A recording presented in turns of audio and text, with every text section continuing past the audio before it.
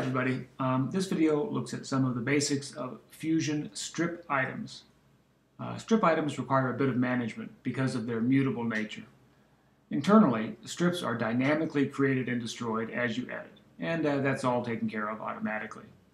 However, on the interface level, they are represented as items in Modo's item list and as clickable items in the 3D viewport. Management of those strip items is partially up to you. And I say partially because many of Fusion's tools automatically update those items as needed, and other tools perform needed updates at your request.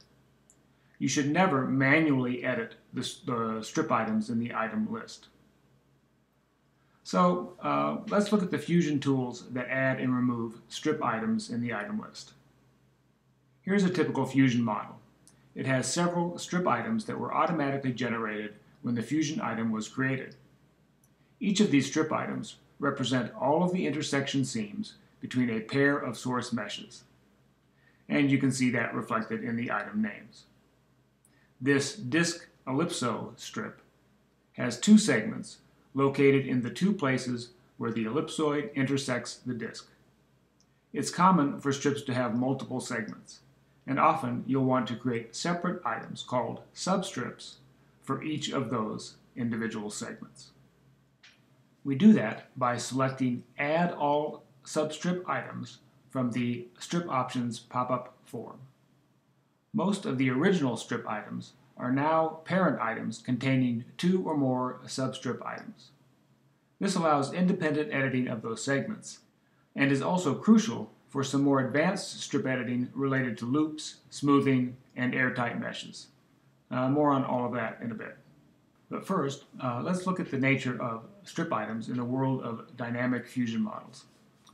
As we edit the model, strips are dynamically created and destroyed. After moving the ellipsoid, the two disc ellipso substrips are now very different. And the intersection between the cone and the ellipsoid have been reduced from 2 to 1. So one of those two substrips is now inactive. And of course, changes can be more extensive. For example, what occurs when I relocate this next mesh. As explained in the previous video, there are good reasons for not automatically deleting strip items as you edit. Nonetheless, after significant editing, the strips need updating. The easiest way to do that is to hold the Alt key and hit this top button in the pop-up form. Holding the Alt key changes the name of that button to Reset All Strips, indicating that it will perform multiple operations.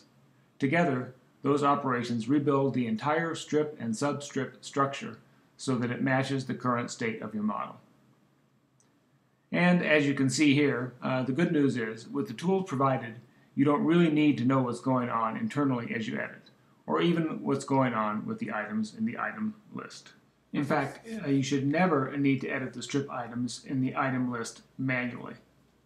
And all editing of strip items themselves should be initiated by clicking on them in the 3D viewport, as seen in earlier videos. And furthermore, the tools in the strip options pop-up form should take care of all strip management. And I'll be looking to get into all of those in more detail in the next video. All right, thanks.